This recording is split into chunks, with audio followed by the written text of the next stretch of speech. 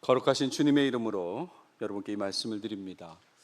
오늘 말씀의 시작은 예측이란 단어로부터 좀 시작해 보겠습니다. 예측, 앞으로 있을 일을 미리 헤아려 짐작하는 것을 예측이라고 그렇게 말합니다.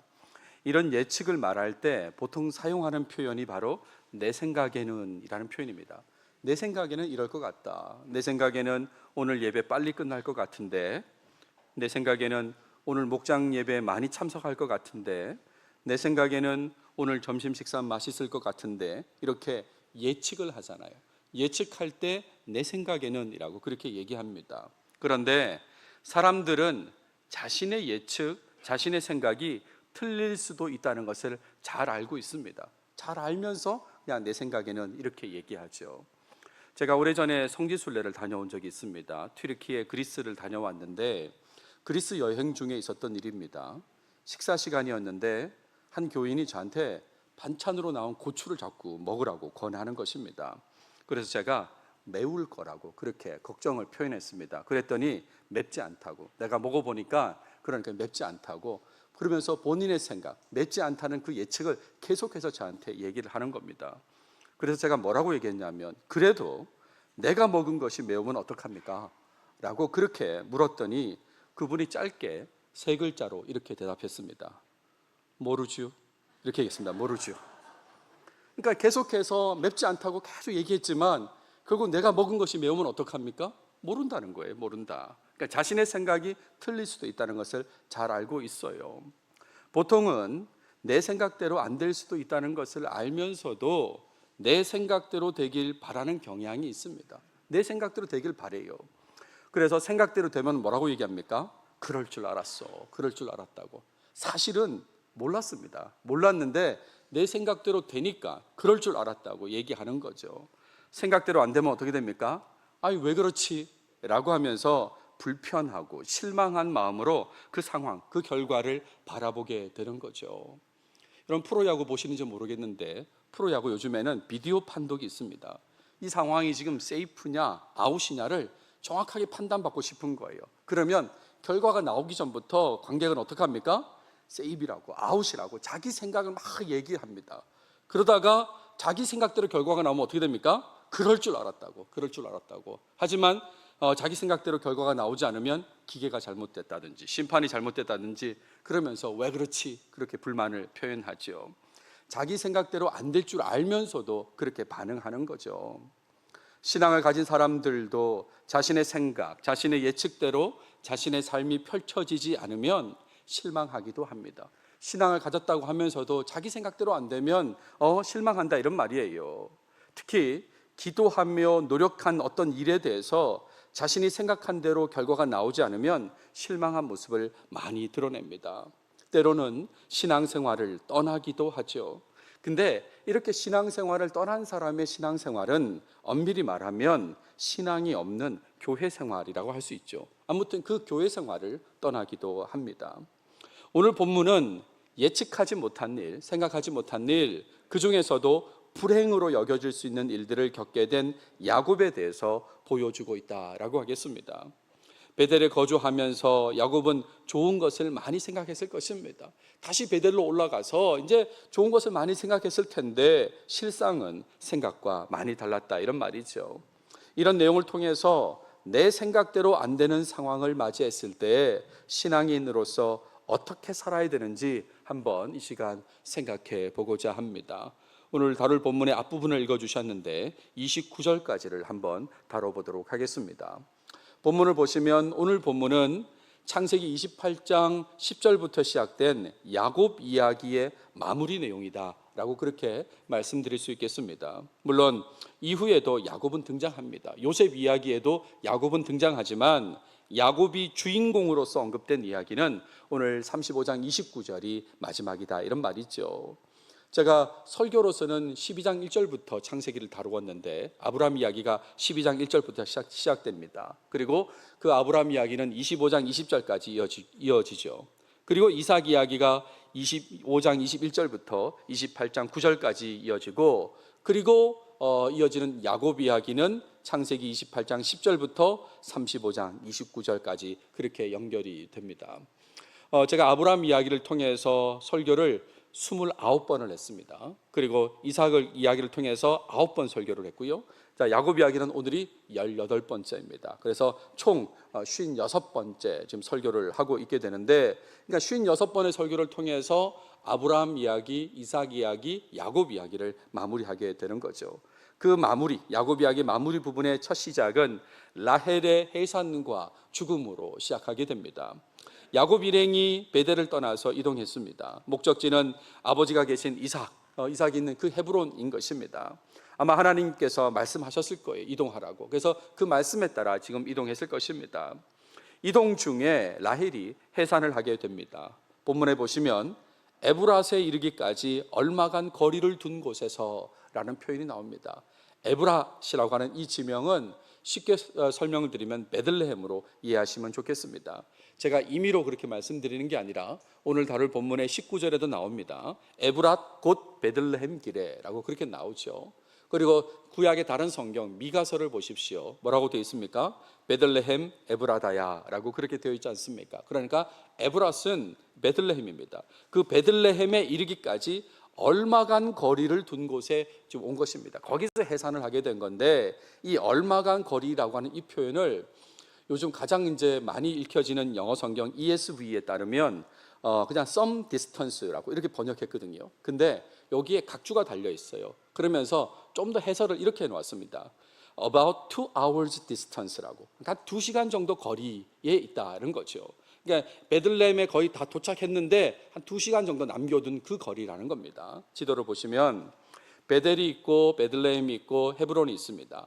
자, 베델에서 출발해서 헤브론까지 가는 것이 목적입니다. 가는 중에 베들레헴 도착하기 전 한 2시간 정도의 거리, 여기쯤에까지 왔다, 이런 말입니다. 이곳은 유다 지파와 베냐민 지파의 경계가 되는 그런 지역이다라고 생각하시면 좋겠습니다. 여기까지 온 거예요. 여기서 해산을 하는 것입니다. 자, 라헬이 심하게 고생했다고 그랬어요. 우리 성경에는 그가 난산할 즈음에라고 했습니다.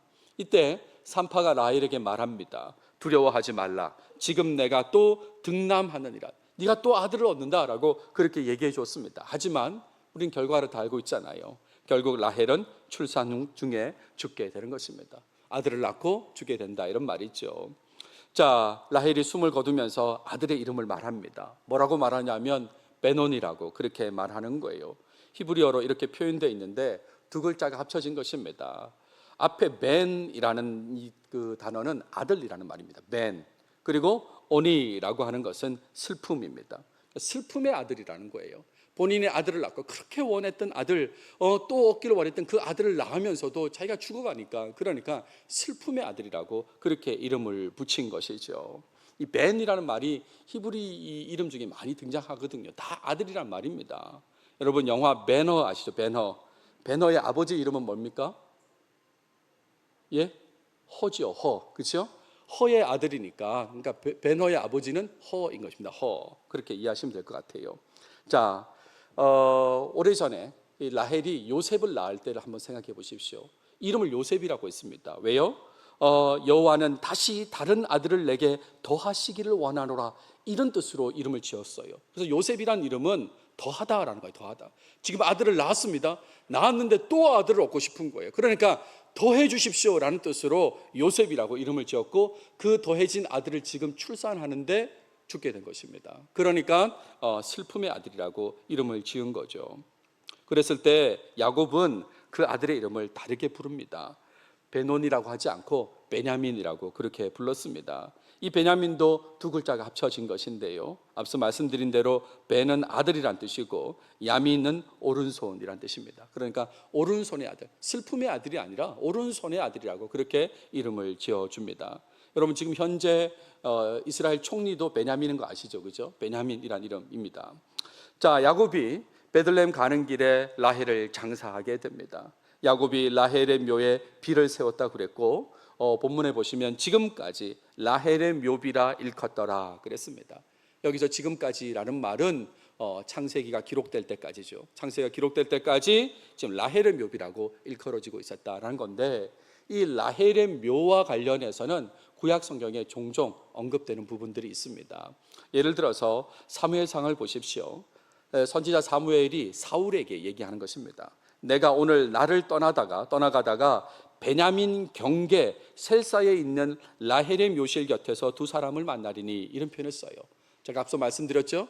라헬이 죽은 그 장소는 유다 지파와 베냐민 지파의 경계라고 그랬는데 그 얘기잖아요. 베냐민 경계 셀사에 있는 라헬의 묘실 곁에서 두 사람을 만나겠다. 예레미야에도 이런 내용이 나옵니다. 여호와께서 이와 같이 말씀하시니라. 라마에서 슬퍼하며 통곡하는 소리가 들리니 라헬이 그 자식 때문에 애곡하는 것이라. 그가 자식이 없어져서 위로받기를 거절하는도다. 이 라마도 그 경계에 있는 도시거든요. 유다 지파와 이 베냐민 지파 경계인 도시인데, 이 라마는 지금 포로로 잡혀가는 사람들이 집결하는 곳입니다. 그러니까 얼마나 슬픈 일입니까? 이런 상황에서 그 옆에 있는 라헬의 묘실, 라헬의 묘에 있는 라헬이 슬퍼한다, 그런 뜻입니다. 자신의 후손들이 지금 끌려가니까 슬퍼한다, 그런 내용을 예레미야가 말하고 있는 거죠. 아무튼 이 라헬의 묘에 대해서 곳곳에서 언급되어 있다, 그 말씀을 드리고 있습니다. 자, 그리고 21절부터는 르우벤의 비행에 대한 얘기가 나와요. 야곱 일행은 계속 이제 헤브론을 향해 이동합니다. 에델 망대를 지나 장막을 쳤다 그랬어요. 에델 망대는 양떼의 망대라는 그런 지명인데, 지도를 보시면 지금 베델에서 헤브론으로 가지 않습니까? 가는 중에 베들레헴 좀 아래쪽이, 여기가 바로 에델 망대라고 그렇게 생각하시면 됩니다. 이곳에 왔을 때 르우벤이, 지금 야곱의 장자 르우벤이 서모인 빌하와 동침하게 되는 사건이 벌어집니다. 근데 이거를 단순히 르우벤이 음욕이 있었기 때문에 한 것이다, 이렇게만은 볼 수 없어요. 물론 음욕이 있었겠죠. 하지만 그것뿐만 아니라 라헬 사후에 야곱의 사랑이, 야곱이 제일 사랑했던 여인이 라헬이지 않습니까? 근데 라헬이 죽었으니까 그 이후에 야곱의 사랑이 라헬의 여종 빌라에게로 가는 것을 막기 위해서 르우벤이 그렇게 이 빌하와 동침했다고 해석하기도 합니다. 그러니까 어머니 레아를 위한 마음으로 그렇게 했다는 거죠. 앞서도 말씀드렸지만 음욕이 없다는 것이 아니라 그것뿐만은 아니다, 지금 그 말씀을 드리는 것입니다. 자, 그랬을 때에 야곱의 반응을 보세요. 본문에 보시면 이스라엘이 이를 들었더라, 이렇게만 나오는 거예요. 이를 들었더라.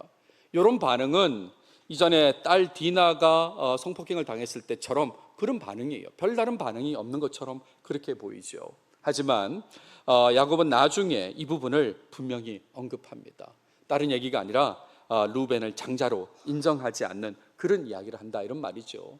한참 뒤에 보겠습니다만 49장을 보시면 3절 4절에 르우벤아, 너는 내 장자요, 내 능력이요, 내 기력의 시작이라. 위풍이 월등하고 권능이 탁월하다마는 물의 끓음 같았은즉 너는 탁월하지 못하리니 내가 아버지 침상에 올라 더럽혔음이로다. 그가 내 침상에 올랐었도다, 라고 그렇게 말하죠. 그러니까 이 부분을 마지막에 야곱이 짚고 장자로서 인정하지 않는 그런 모습을 보입니다. 자, 그런 다음에 22절 하반절부터 26절까지는 야곱의 아들들에 대한 얘기예요. 12명 아들들의 리스트를 소개하는 그런 내용이 26절까지 이어집니다. 일단 레아를 통해서 6명의 아들이 출산되었죠. 루벤, 시몬, 레위, 유다, 이사갈, 스불론. 그런 다음에 라헬을 두 번째로 소개해요. 라헬을 통해서 요셉과 베냐민이 출산되었다고. 그리고 라헬의 여종 빌하를 통해서 단과 납달리, 또 레아의 여종 실바를 통해서 갓과 아세, 총 12명이 출산되었다고 이 순서대로 창세기 35장은 기록되어 있습니다. 그런데 원래 이 순서대로 태어난 것은 아닙니다. 순서대로 태어난 것을 이렇게 바꾸면 이렇습니다. 이렇게 바뀝니다. 그러니까 레아가 루벤, 시몬, 레위, 유다를 출산하고 그걸 견디지 못한 라헬이 자신의 여종 빌하를 보내서 단과 납달리를 출산하고, 또 그걸 본 레아가 자신의 여종 실바를 보내서 갓과 아셀을 출산하고, 그리고 나서 레아가 이사갈과 스불론을 또 출산하고, 마지막에 가서 라헬이 요셉과 베냐민을 출산하게 됩니다. 이게 12명 전체 순서인 것이죠. 그런데 우리 본문에는 밧단 아람에서 그에게 낳은 자더라 라고 그렇게 되어 있습니다. 밧단 아람에서. 물론 여러분 아시는 대로 베냐민은 베들레헴 직전에서 나왔습니다. 그러니까 밧단 아람이 아니죠. 하지만 전체적으로는 대부분 다 밧단 아람에서 나왔다, 그렇게 얘기하고 있는 것입니다. 이미 다 소개되었었어요. 그렇죠? 이 아들들에 대해서는 다 소개되었음에도 불구하고 왜 여기서 다시 야곱의 아들들의 명단을 한꺼번에 소개할까? 왜 그럴까? 그것은 야곱의 이야기를 마무리하면서 야곱을 통해 이스라엘의 12지파가 이어졌다는 것을 강조하기 위한 것이죠. 이제 야곱의 이야기는 마무리됩니다. 주인공이 된 야곱이 마무리되는데, 그러면서 이 야곱을 통해서 이 12지파가 이어졌다는 것을 강조하기 위해서 이 아들들의 이름을 한 번 더 반복하고 있는 거죠. 야곱의 여러 삶의 모습이 있었습니다, 그동안. 근데 그런 모습을 지나서 그 속에서 태어난 12아들이 이스라엘의 기초다, 이것을 이 마지막 부분에 강조하고 싶었다, 그런 얘기죠. 자, 그런 다음에 27절부터 29절은 이삭이 죽는 이야기입니다. 야곱이 헤브론에서 아버지 이삭을 만납니다. 본문에 기럇 아르바는 곧 아브라함과 이삭이 거류하던 헤브론이다라고 그렇게 되어 있죠. 그리고 여기서 만나서 이후에 아들 야곱을 만난 그 이삭이 사망하게 되는데, 본문에 보시면 이삭이 나이가 많고 늙어 기운이 다함에 죽어 자기 열조에게로 돌아가니, 기운이 다했습니다. 기진해서, 그래서 죽어서 열조에게로 돌아갔다. 이때 이삭의 나이가 180세라고 그렇게 되어 있습니다. 자, 이삭이 180세 때 아들 야곱은 몇 살일까요? 혹시 아시는 분 계십니까? 이때 아들 이삭의 나이는 120세입니다. 120세. 우리 성경에 나와 있습니다. 리브가가 그들을 낳을 때에 이삭이 60세였더라. 이삭이 40세에 결혼을 합니다. 그리고 60세에 이 야곱과 에서를 낳게 되죠. 그러니까 60년 차이니까 이삭이 180세면 야곱은 120세가 되는 것입니다. 자, 그런 다음에 야곱이 에서와 함께 아버지를 장사했다는 것이 마지막 내용입니다. 이런 내용을 통해서 알 수 있는 건 야곱과 에서는 계속해서 연락하고 지내는 사이다라는 것이죠. 여기까지가 오늘 다룰 본문의 내용입니다. 오늘 본문은 야곱이 주인공인 그 이야기를 마무리하는 내용인데, 우울한 상황이 연속되는 그런 내용들로 구성되어 있습니다. 내용 전체가 다 우울한 이야기들로만 구성되어 있어요. 첫 번째, 야곱이 사랑하는 라헬이 출산 중에 사망한 이야기가 나왔습니다. 두 번째는 장자 루벤이 이 빌하와 동침하는 이야기가 나오고요. 세 번째는 아버지 이삭이 사망하는 이야기가 나옵니다. 다 우울한 이야기예요. 어떻게 이런 우울한 상황만 계속 나타날까? 혹시 그런 생각이 들지 않으십니까? 한번 야곱 입장에서 한번 생각해 보십시오. 하나님의 이끄심과 도우심의 은혜로 세겜을 떠나서 베델로 이동했습니다. 우리가 지난 시간에 본 내용이에요. 하나님께서 이끌어 주셨고 도와주셔서 야곱 가족들이 베델로 다시 가게 되었다, 이런 말입니다. 그리고 그 베델에서 다시 하나님을 경험했습니다. 그냥 베델로 가기만 한 게 아니라 거기서 제단을 쌓고 하나님을 경험했습니다. 그래서 그곳을 엘 베델이라고 불렀습니다. 엘, 하나님, 베델, 하나님의 집. 하나님이 하나님의 집에 계신다고 그렇게 불렀다, 이런 말이죠. 이런 야곱이 아버지를 만나러 지금 헤브론으로 떠날 때 어떤 마음을 가졌겠습니까? 좀 이렇게 즐거운 마음, 좋은 마음을 가졌지 않겠어요? 게다가 사랑하는 라헬이 지금 임신 중입니다. 이제 곧 출산을 앞두고 있는데 얼마나 좋은 마음이겠어요. 야곱은 행복하고 기쁜 일들이 계속될 것을 생각하고 기대하면서 헤브론으로 이동했을 것입니다. 여러분, 우리도 그렇죠. 우리도 하나님을 경험하고 삶 속에 기쁜 일이 생기면 계속 그런 좋은 일들을 기대하게 됩니다. 그렇잖아요. 내가 하나님을 경험했어요. 그리고 어떤 그 기쁜 일을 경험하면 그런 일들이 계속될 것을 기대하잖아요. 야곱도 마찬가지였을 것입니다. 그런데 전혀 생각지 못한 상황을 맞이하게 된 것입니다. 그것도 연속 우울한 상황이 이어지는 그런 상황을 맞이하게 되었다, 이런 말이에요. 하나님께로 방향을 바꿨음에도 불구하고 그렇게 살아가고 있던 야곱에게 왜 이런 일이 발생했을까요? 하나님께로 방향을 바꿨잖아요. 세겜에 머물지 않고 베델로 갔지 않습니까? 그래서 하나님을 경험했던 야곱인데 왜 야곱에게 이런 우울한 일들이 연속해서 발생했을까? 그리고 왜 창세기는 이런 내용으로 야곱의 이야기를 마무리할까요? 왜 그럴까? 만약에 이런 의문을 가지고 성경을 보신다면 내 생각에 사로잡혀 있을 가능성이 높다라고 그렇게 말씀을 드립니다. 내 생각으로 성경을 보는 거죠. 내 생각에는 행복한 결말이어야 하는데 내 생각에는 하나님이 너무 하셨네, 이렇게 이제 내 생각으로 보는 그런 모습이다, 이런 말입니다. 야곱 이야기를 마무리하면서 이 본문이 강조하고자 하는 건 이런 거예요. 어떤 상황에서도 하나님의 역사는 유유히 흘러가고 있다는 거예요. 어떤 상황에서도, 어떤 우울한 상황에서도 하나님의 역사는 흘러가고 있다. 그거 보여주려고 했다, 이런 말입니다. 내 생각과 다른 그런 상황이 전개되어도 전체적으로는 하나님의 뜻 안에서 하나님의 역사를 잘 드러내고 있다고 그렇게 생각하셔야 됩니다. 내 생각과 다른데 라고 하지만, 우울한데 라고 하지만 실제로는 하나님 뜻 안에서 하나님의 역사가 잘 나타나고 있는 거예요. 잘 진행되고 있는 것입니다. 여러분, 그것을 생각하셔야 된다, 이런 말이죠. 그래서 오늘 본문은 내용 가운데 야곱의 12아들의 이름을 소개하고 있는 것입니다. 라헬이 죽는 이야기, 르우벤의 비행의 이야기, 이삭이 죽는 이야기, 이런 우울한 얘기들 속에도 야곱의 아들들의 이야기를 다시 언급한 것은 하나님의 역사가 이 12아들을 통해서 진행되고 있다는 것, 하나님은 계속해서 일하고 있다는 것을 보여주기 위함이다, 이런 말입니다. 그러니까 모든 것은 하나님의 주관하심 속에 있다, 이걸 알려주기 위한 것이다, 이런 말이죠. 야곱 이야기뿐만 아닙니다. 앞선 아브라함의 이야기, 이삭 이야기도 마찬가지죠. 아브라함, 이삭, 그리고 야곱까지 다 하나님께서 인도하시고 주관하고 있다는 것을 알고 있으라고 그렇게 지금 말하고 있다, 이런 말입니다. 그래서 오늘 적용점으로 말씀드리고 싶은 것은 이런 거예요. 하나님께서는 내 생각과 다르게 역사하실 수 있다는 것을 인정하시길 바랍니다. 그리고 항상 하나님만 신뢰하시면서 살길 바랍니다. 내 생각과 다르게 흘러갈 수 있어요. 그럼에도 불구하고 하나님께서 하나님의 역사를 이어가시기 때문에 하나님을 신뢰하고 살아야 된다, 이 말씀을 드립니다. 하나님을 신뢰한다고 하면서도 내 생각과 다르게 상황이 펼쳐지면 이럴 수는 없다고 혹시 불평하지는 않으십니까? 기도했는데, 그것도 자주 간절히 기도했는데 왜 응답하지 않으십니까? 이럴 수는 없습니다. 하나님, 이럴 수는 없습니다. 이렇게 하나님을 원망하고 불평을 드러내지 않습니까? 이래서는 안 된다, 이런 말이죠. 내 생각에 맞는 기도의 응답이 아니라 내 생각에 맞는 기도의 응답이 있어요. 이렇게 해주셔야 된다는 그런 생각이 있는데, 그런 응답이 아니라 오히려 반대의 상황이 펼쳐질 때도 있지요. 그렇지 않습니까? 합격시켜달라고 기도했는데 반대로 불합격될 수도 있습니다. 치료해달라고 기도했는데 계속해서 치료가 안 되고 병원 출입이 계속될 때가 있는 것이죠. 아들 낳게 해달라고 기도했는데 딸이 나올 수 있고요, 딸 낳게 해달라고 기도했는데 아들이 나올 수 있는 거죠. 거기에다가 결혼하게 해달라고 기도했는데 미혼 상태가 계속 지속될 수도 있고, 승리하게 해달라고 기도했는데 패배의 결과를 맞이할 수도 있는 것입니다. 근데 여기서 그치지 않습니다. 내 생각과 반대의 상황이 나타나는 정도가 아니라 때로는 더 악화될 때도 있습니다.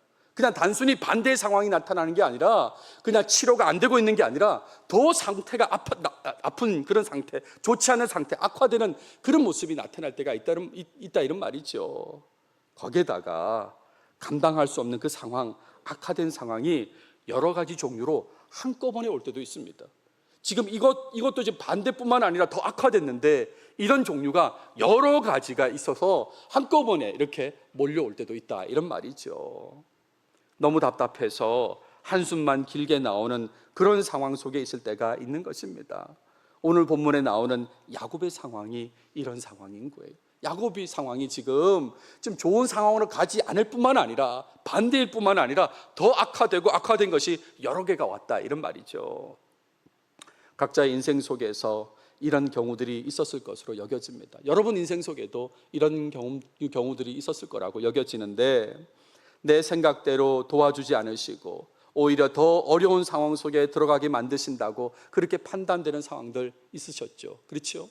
아니, 내 생각대로 이렇게 도와주셔야 되는데 이렇게 안 도와주시고 오히려 더 어려운 상황으로 들어가는 것처럼 그렇게 만드시는 것이 아닌가, 이렇게 판단되는 그런 상황들이 있었을 것입니다. 저도 있었습니다. 제가 여러 차례 말씀을 드렸지만 저한테 인생에서 가장 힘든 시간은 2005년입니다. 2005년도에 어머니께서 소천하셨습니다. 근데 장례를 마치고 미국 와서 허리케인 수재를 당했습니다. 집이 물에 잠겼습니다.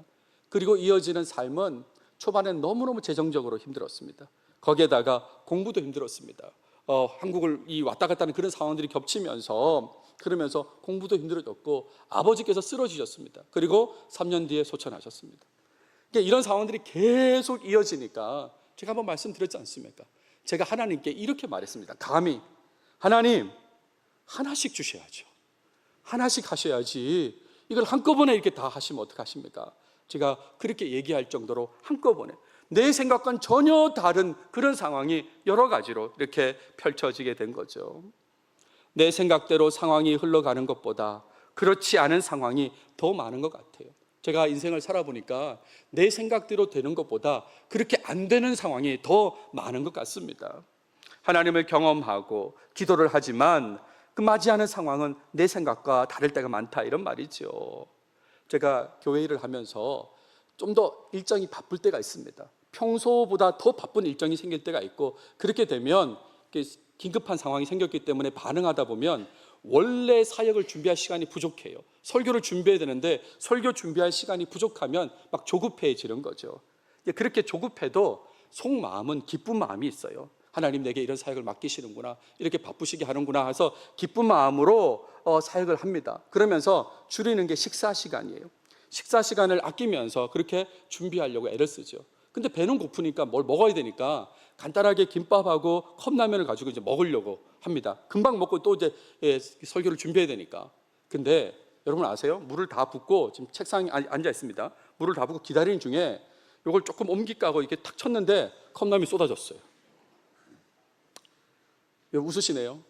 감당할 수가 없어요. 지금 이게 키보드, 마우스, 그다음에 책상 종이뿐만 아니라 밑으로 떨어지면서 서랍, 바닥 다 내가 왜 이런가, 지금 이걸 어떻게 해야 되나, 나는 배고파서 이렇게 했을 뿐인데 이런 상황이 나타날 때가 있다, 이런 말이죠.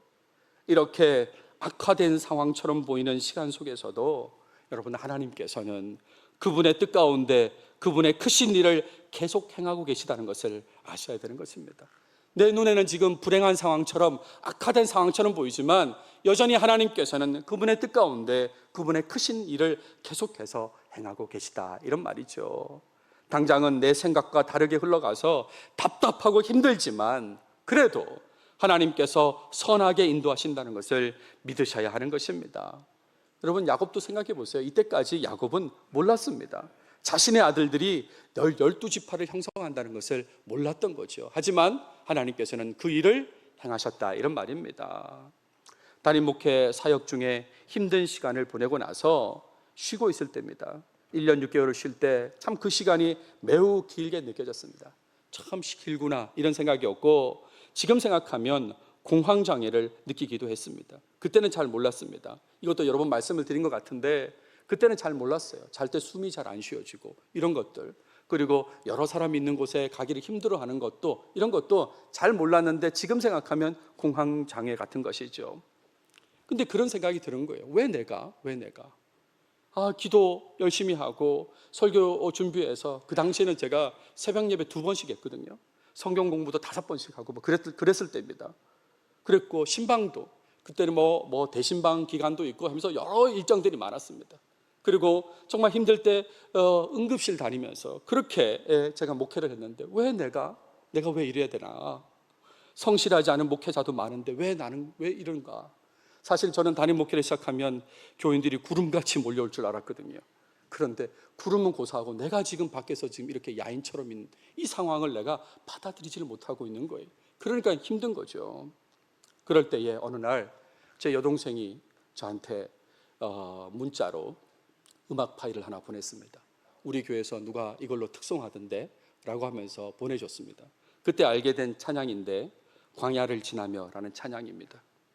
왜 나를 깊은 어둠 속에 홀로 두시는지, 어둠 밤은 왜 그리 길었는지, 나를 고독하게, 나를 낮아지게, 세상 어디도 기댈 곳이 없게 하셨네.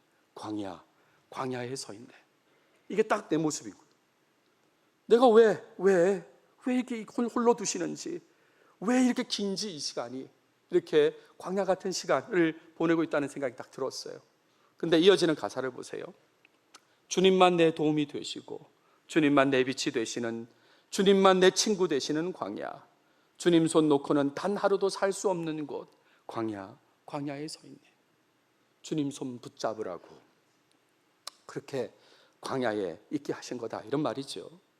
이어지는 가사를 보시면 주께서 나를 사용하시려, 나를 더 정결케 하시려 나를 택하여 보내신 그곳 광야, 성령이 내 영을 다시 태어나게 하는 곳 광야에 서 있네. 나는 내가 내 입장에서 내게 주어진 상황만 보고 왜 이러냐고, 왜 이렇게 우울하냐고 했지만 하나님은 계속해서 나를 위해서 일하고 계셨습니다. 광야가 필요했기 때문에 광야에 가게 하신 거다, 이런 말이죠. 하나님께서는 계속 나를 위해 일하고 계셨고 지금도 그분의 뜻 가운데 인도하고 계십니다. 그러니까 내 생각대로 안 된다고 쉽게 실망하지 않으시기 바랍니다. 갈수록 더 힘든 상황, 불편한 상황이 나타난다고 해도, 갈수록 더 불편해, 더 힘들어 라고 해도 하나님의 크신 그림 속에 있다는 것을 믿고 흔들리지 않으시는 여러분들이 다 되시길 바랍니다. 역대기를 다루면서 제가 최근에 다윗 언약에 대한 얘기를 했습니다. 다윗이 받은 놀라운 축복이죠. 다윗은 그저 생각만 했습니다. 나는 이렇게 좋은 왕궁에 사는데 하나님의 궤는 그 천막 속에, 장막 속에 있다, 이렇게 생각만 했는데 하나님께서 기뻐하시고 다윗 언약을 말씀하세요. 내 후손 영원히 왕위가 이어질 거라고 그렇게 약속을 해주신다, 이런 말입니다. 엄청난 말씀이잖아요. 근데 그런 은혜, 축복을 받은 다윗의 삶이 평탄했을까요? 꼭 그렇지는 않습니다. 그 언약을 받은 이후에도 다윗에게 불편한 상황은 여러 가지 발생했습니다. 아들이 반란을 일으키고요, 또 아도니아와 솔로몬이란 두 아들이 또 왕권 경쟁을 하는 그런 모습도 나타나지 않습니까? 야곱의 삶에 나타난 것처럼 하나님을 경험한 이후에도 내 생각과 다른 상황을 맞이할 수 있습니다. 그래도 내가 모르는 하나님의 계획이 있음을 신뢰하시고 기대하는 마음, 그 마음으로 살아가시는 여러분들이 다 되시길 바랍니다. 이사야서에 잘 아시는 말씀 있죠? 이는 하늘이 땅보다 높음 같이 내 길은 너희의 길보다 높으며 내 생각은 너희의 생각보다 높음이니라. 하나님의 생각이 우리 생각하고 다릅니다. 그러니까 그 다르다는 걸 인정하시고 오히려 하나님을 기대해 보시길 바라요. 제가 좋아하는 찬송가 373장인데요, 고요한 바다로, 여기 2절 가사가 너무 좋습니다. 처음에는 잘 이해가 안 되다 곰곰이 생각해 보면 그렇구나. 2절 가사가 이렇죠. 큰 물결 일어나 나 쉬지 못하나. 저는 배멀미를 잘하기 때문에 파도 자체가 싫습니다. 근데 큰 물결이 일어나 나 쉬지 못하나. 그런데 이 풍랑으로 인하여 더 빨리 갑니다. 더 빨리 갑니다. 그때는 몰랐던 거죠. 그냥 힘들다고, 멀미난다고, 어지럽다고 그랬을 뿐인데 알고 봤더니 그 풍랑으로 인해서 더 빨리 가게 되는 그런 하나님의 그림이 있었다, 이런 말입니다. 그러니까 부디 여러분 삶 속에 내 생각과 다른 상황이 펼쳐지면 기회라고 생각하십시오. 기회가 왔구나. 그래서 더욱 하나님을 신뢰하시고 하나님을 기대하며 살아가시는 여러분들이 다 되시길 바랍니다. 기도하겠습니다. 하나님 감사합니다. 오늘도 우리에게 창세기를 통해서 말씀해 주셔서 감사합니다. 특별히 야곱 이야기를 마무리하면서 하나님께서 여전히 역사하고 계심에 대해서 알려주셔서 감사합니다. 하나님, 이 하나님을 늘 기대하고 소망하며 살게 도와주시옵소서. 내 생각대로 펼쳐지지 않는다고 쉽게 낙심하고 신앙에서 멀어진 모습 보이는 사람 아무도 없게 하시고 철저히 하나님만 믿고 의지하며 하나님께만 소망을 두고 살아가는 우리 모두가 되도록 인도해 주시옵소서. 이 모든 말씀 예수님의 이름으로 기도드렸습니다. 아멘.